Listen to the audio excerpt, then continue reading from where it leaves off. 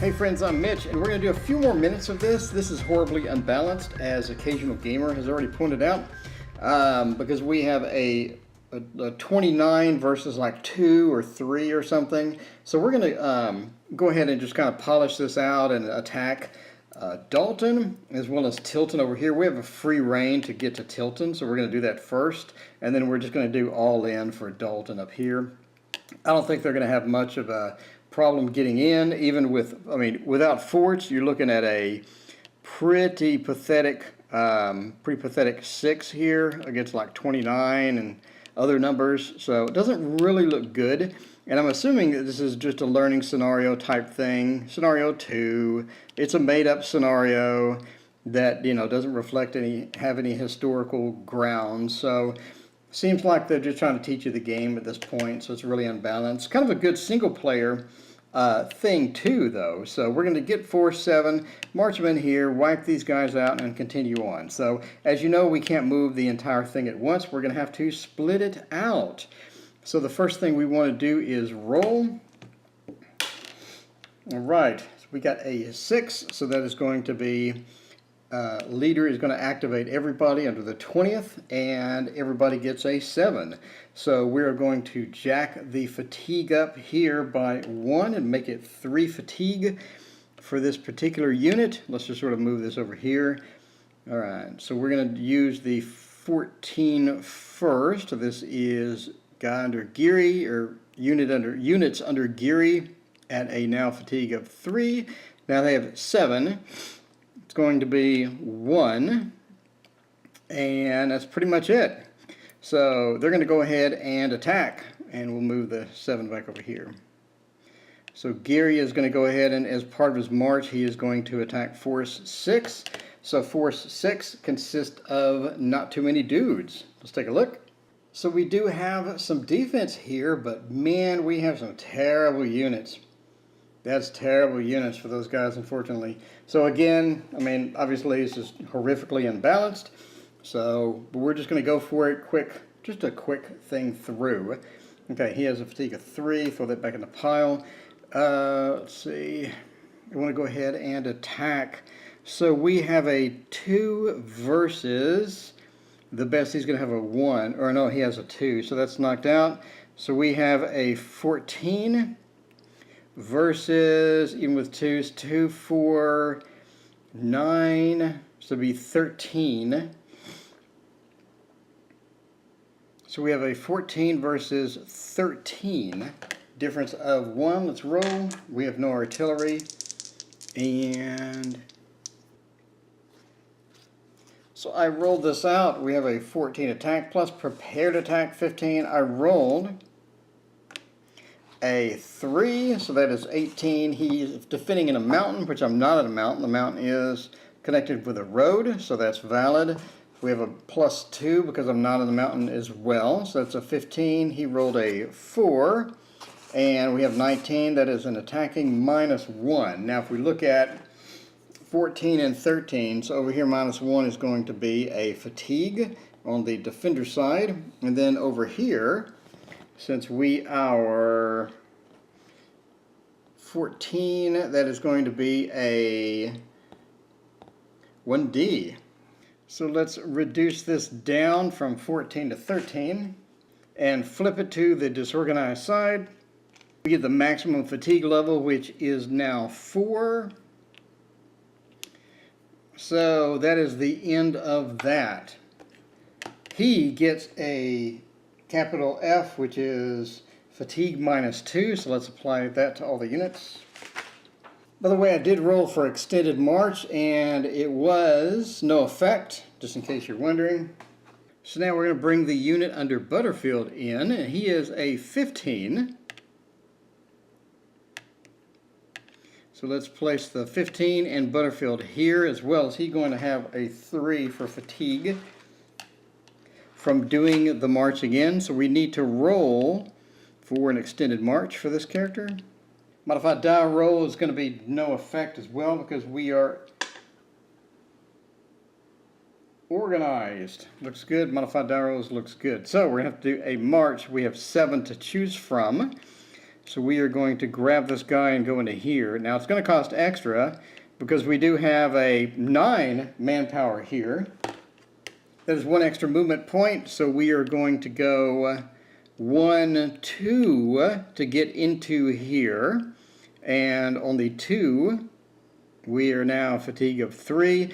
Now we have 2, we have 5 left. We're going to go for the full attack. That's a +1 against them. And we have the same modifiers as before, although their fatigue level is up.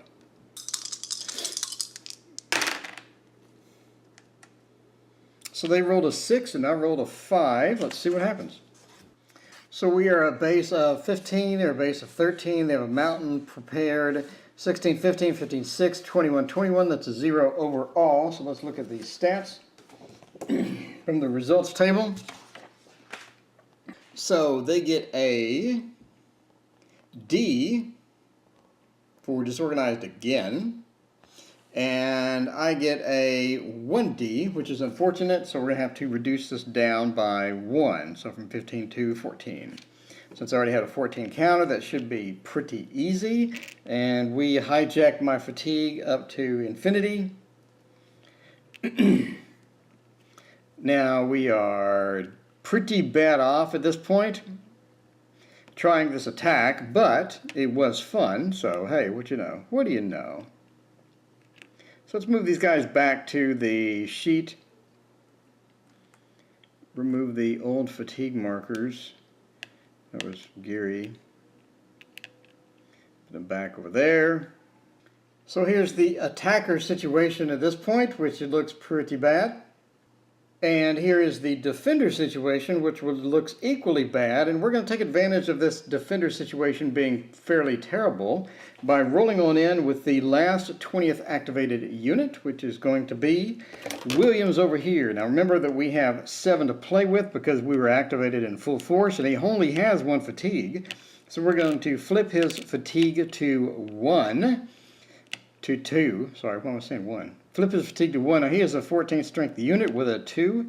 We're going to go 1, 2, 3. 3 plus 2, which is 5. So now we're going to do a normal attack as part of our march. The normal attack is obviously going to be against force 6. So we already flipped the fatigue. Let's move him over to the sheet after this. For now, we're going to process the attack. So their modified numbers don't look as good as before. So I rolled a 6 and he rolled a 3. Let's go over that. We have a 14. No modifications for the attack type because we only have a normal attack with 2. He has +2 for the mountain. 10. I rolled a 6. He rolled a 3. And that leaves us with 20 and 13, so we have a +7 on that. So a +7 is going to be pretty much just advance after combat. And then if you roll over to the +7 over here when he only has 8, we're looking at a 2 DR with a star. So as you can see, that put him in a fairly horrific situation.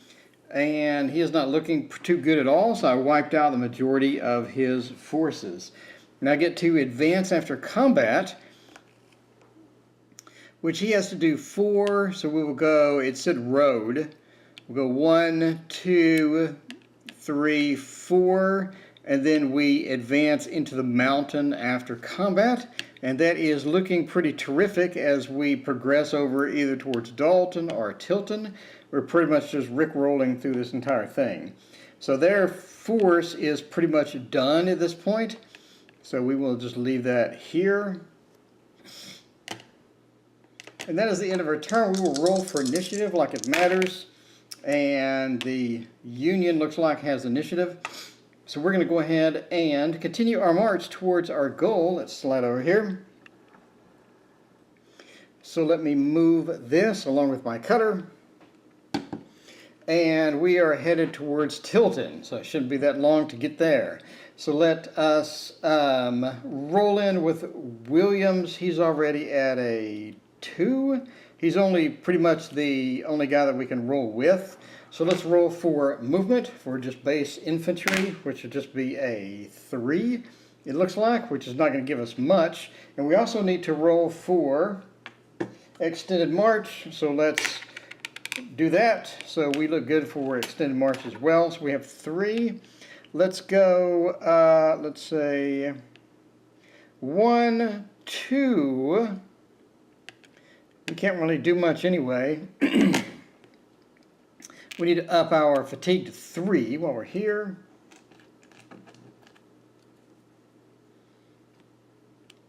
So we're going to have to stop anyway. While we're stopping, we might as well attack again.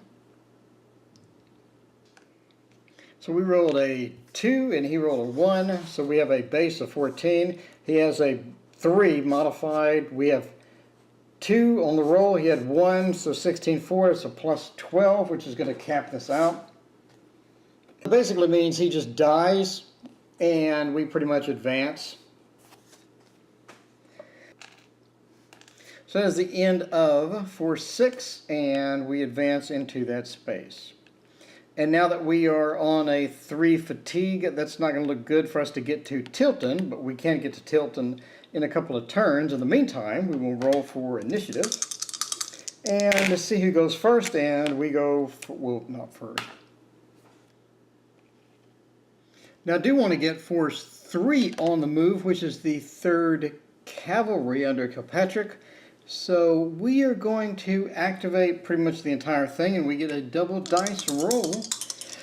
Let's see what happens here. All right, that's very nice. That's really nice. So we get a 10 plus 1, 11. So we are going to pretty much haul over as fast as we possibly can. So let's split these off into an 11. Let's do him as a fatigue of 1 now.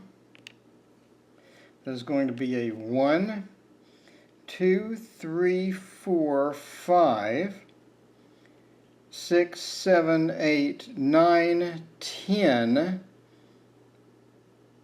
11. So we're going to do something similar here. We'll go 1, 2, 3, 4, 5, 6, 7, 8, 9, 10, 11. I think I misdid the rows on this guy.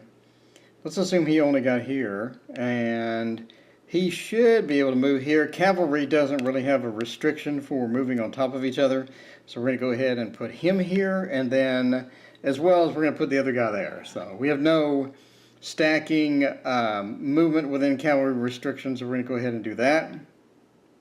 And that is going to put us back over there, and that will be force 3 back on the map. Let's replace that with force 3 and put all of this huge stack over here under Kilpatrick. Alright, so we're good. So we did 11, and we are almost to Tilton, and pretty much nothing stopping us at this point. Roll for initiative, and we got it again. So what are we going to do? We'll go ahead and scoot this over and take Tilton and get some victory points off of that, because that is quite a few victory points compared to the rest of it. Again, we're going to activate Force 3 Cavalry and roll. And we got quite a bit, which is going to be 5, so 10. So we got a total of 10. Since we have no restrictions on stacking, we're just going to move all these at once. 1, 2, 3, 4, 5, and we pretty much take Tilton.